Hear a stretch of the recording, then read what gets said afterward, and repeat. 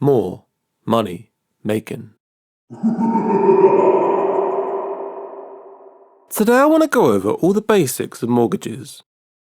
What they are, how much you can borrow, how you apply, how much deposit you need, and the different types of mortgage. First, what is a mortgage? A mortgage is a loan taken out to buy property or land. Most run for 25 or 30 years. The loan is secured against the value of your home. If you can't keep up your repayments, then the lender can repossess your home and sell it to get their money back. How much can you borrow? Banks will normally lend you up to 5 times your salary or joint salary if buying as a couple. The precise amount will depend on other factors such as household bills, childcare costs, and personal expenses. They'll also take into account any regular overtime or bonuses. How can you apply for a mortgage? You can apply from a bank or building society directly, choosing from their product range. But it's a good idea to go onto a comparison website to find the best deals available on the whole market.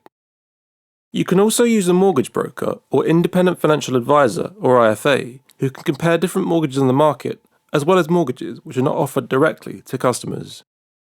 You should always choose one that is whole of market and fee-free, such as London and Country. What is a decision in principle? The bank, mortgage broker or IFA will ask you a series of questions to work out what kind of mortgage you want, how long you want it for, and roughly how much they might be prepared to lend you. At this point, you should be able to get what's called a mortgage agreement in principle or decision in principle. This is essentially a statement saying you can borrow a certain amount of money, subject to checks, which can help prove to estate agents that you're a serious buyer when viewing properties. Your budget is then roughly deposit plus mortgage amount. When can you apply for a mortgage?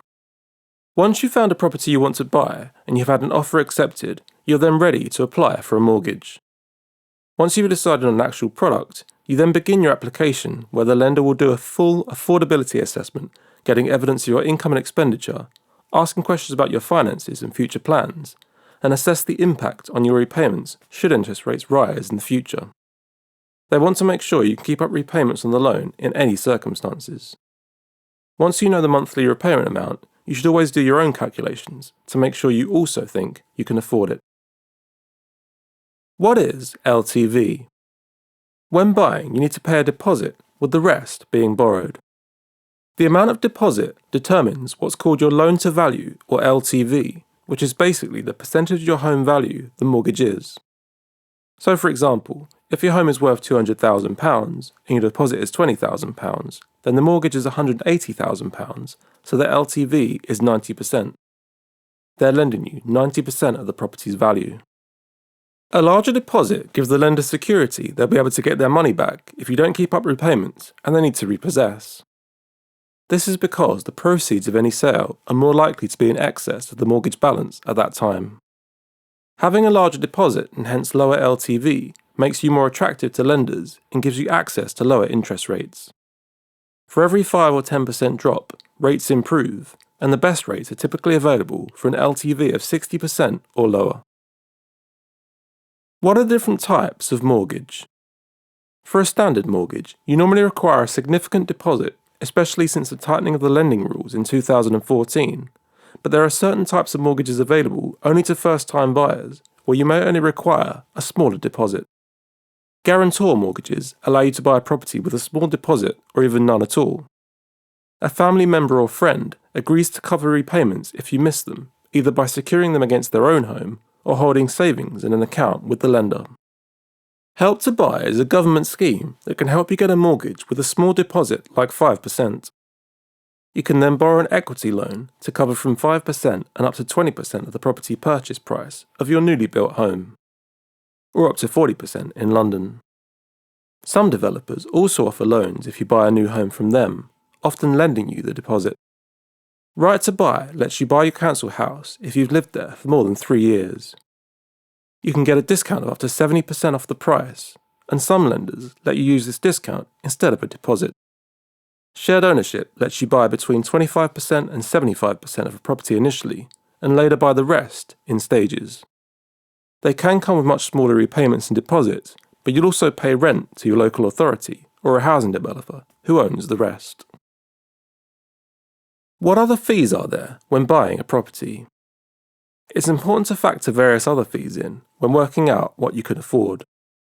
The main mortgage fees include product fees, application fees, and valuation fees to work out how much the property is worth, and this typically totals £1,000 to £3,000.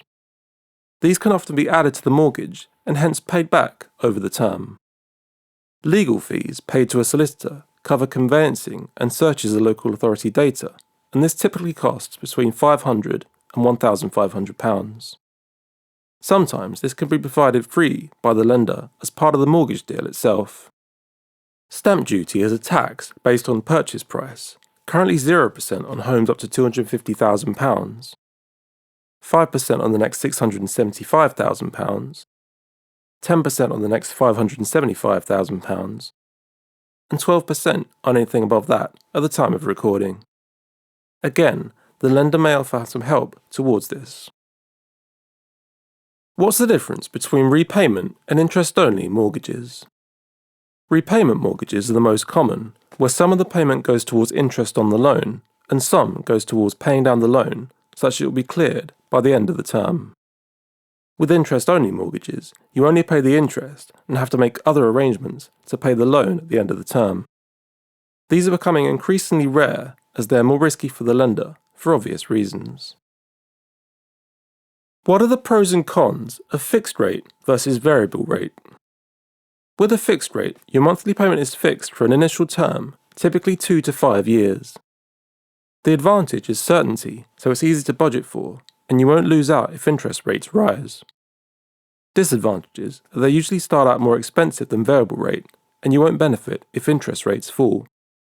There's usually a penalty for leaving early, and you should start looking for a new deal 2 or 3 months before it ends to avoid being moved on to a higher rate called the standard variable rate, or SVR, at the end of the fix. With variable rate, the amount you pay can fluctuate due primarily to changes in the Bank of England's base rate, but also other reasons discussed in the next video.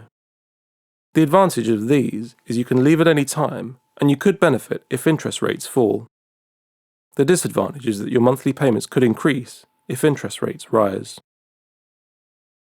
In the next video, I'll talk in more detail about specific types of fixed and variable rate mortgages, what remortgaging is and why you should probably be doing it, and what overpayments are and how they mean you can pay off your mortgage early and save on interest payments.